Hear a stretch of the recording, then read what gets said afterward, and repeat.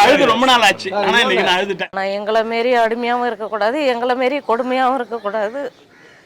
அந்த மாரி கொடுமையே நாங்களும் ஆளாகக்கூடாது. நாங்கள் வாழ்க்கையே ஒரு நந்தவனமா போச்சு எங்க வாழ்க்கைய. ராஜினாமா பண்ணிடலாம், என்னால முடியலனாலும் அழுதலாம் இருக்கேன் எங்க சார் கிட்ட. நம்ம கௌரவமா வாழணும், கௌரவத்தை இழந்துட்டு வாடுறோம், நம்மளால முடியல, ராஜினாமா பண்ணிடலாம்ல சிச்சுவேஷன் எல்லாம் வந்திருக்கேன். இதுக்கு இந்த பதவிக்கு நாங்க வந்தோம். உள்ளாட்சி தேர்தலை எதுக்கு வச்சாங்க? எனக்கு ஒரு செல்ஃப் ரெஸ்பெக்ட்ன்றது கிடையவே கிடையாது. அந்த செல்ஃப் ரெஸ்பெக்ட் இழந்துட்டு தான் உட்காந்துருக்கோம். ஈவன் தோ என் ஃபேமிலி எல்லாருமே நாங்கள் அப்படி தான் இழந்துட்டு உட்காந்துட்டு இருக்கோம். தலைவராக வந்து 2.5 வருஷமாக நான் போர்டு வைக்க முடியல.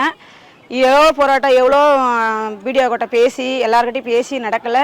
ஆனால் நானாக தனித்து வச்சுக்கிறேன். இது வச்சியும் மறுபடியும் பிரச்சனை பண்ண ஆரம்பித்தாங்க. நந்தம் படத்தில் ஒரு முக்கியமான விஷயத்த சொல்லியிருக்காரு. சுடுகாடு பிரச்சனை.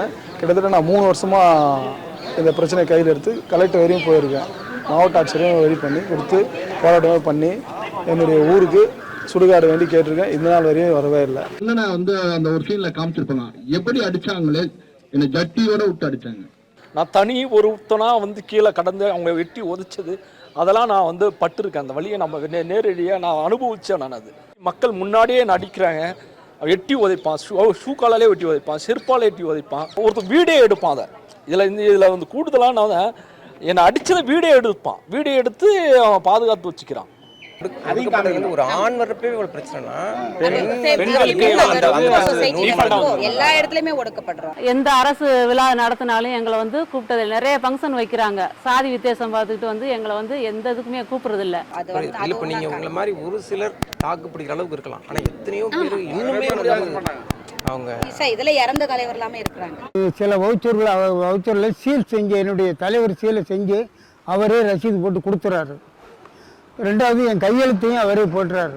அந்த கொடி ஏற்ற போதெல்லாம் ரொம்ப வருத்தப்பட்டோம். ஏன்னா ஏற்ற விட மாட்டாங்க. அவர் ஒரு துண்டை கட்டி ஏற்றி பார்க்குறாரு. நாங்கள் அந்த கொடி கிட்ட போய் திரும்ப வந்திருக்கோம் ஏற்ற முடியாமல்.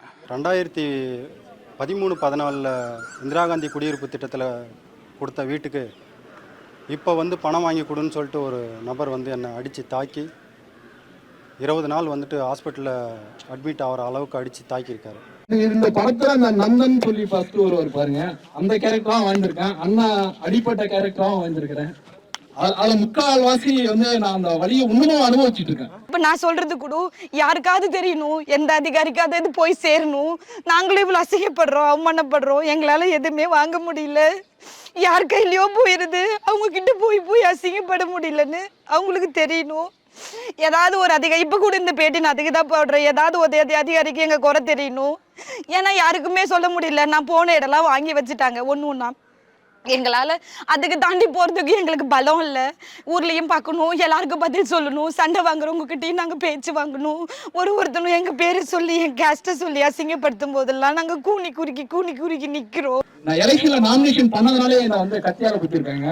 இன்னும் சொல்ல போனா என்னோட ஒரு பள்ளியை உடைச்சிருக்காங்க. என்னை எழுப்பி ஒருத்தர் நான் வந்து டிகிரி முடிச்சவனு நிக்கிறேன் இல்லையா, உனக்காக நானும் டிகிரி முடிச்சவன நிறுத்துறேன் அப்படின்னு ஒரு பையனை நிறுத்தினாங்க. எனக்கு பொதுத்தொகுதியில போய் நாமினேட் பண்றேன், நீ நாமினேஷன் பொதுத்தொகுதியில பண்ணக்கூடாதுன்னு அடிச்சாங்க. ஓட்டாவுல பதவிக்கு வந்த நீ நாட்டாம பண்ணுவேன் நாங்க பாத்துக்கிட்டு இருக்கணுமா? அடிச்சு கொள்ளுமாப்ல.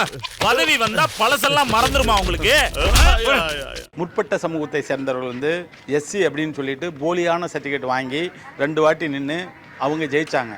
அதை வந்து எதிர்த்து 12 வருடங்கள் நம்ம ஹைகோர்ட் அண்ட் சுப்ரீம் கோர்ட் அங்கே 2லேயும் வந்து கேஸ் ஃபைல் பண்ணி அதன் பிறகு தான் அவங்களுடைய கம்யூனிட்டி சர்டிஃபிகேட்டை கேன்சல் பண்ணணும். பொது தொகுதியில் அதர் கேஸ்ட்காரங்க ஒரு ஓட்டு கூட போடல, ஒன்லி எஸ்சி மக்கள் மட்டும்தான் ஓட்டு போட்டாங்க.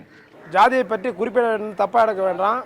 ஏன்னா 10 ஆண்டு காலம் வேற ஒரு சமூகத்தை சார்ந்த ஒரு தலைவராக இருக்கும்போது கொடுக்குற மரியாதையும் அந்த செயல்படுத்துகிற விதங்களையும் எந்த ஒரு அதிகாரியாக இருந்தாலும் சரி, பொதுமக்களாக இருந்தாலும் சரி ஒத்துழைப்பு தர மாட்டாங்க. தம்பியை எடுத்துக்கிட்டு பல்ல விட்டு முண்டை, பல்ல குதி மகளே, பள்ளத்தை விடியா மகளேன்னு சொல்லி என்னை வந்து தாக்க வந்தா சார். இது முழுக்க வந்து இதுல வந்து குறைச்சி தான் காமிச்சிருப்பான்னு சொல்லிருப்பாங்க. இது ரியலா 100% நடக்கிறது. நான் கண் கூட பார்த்தேன்.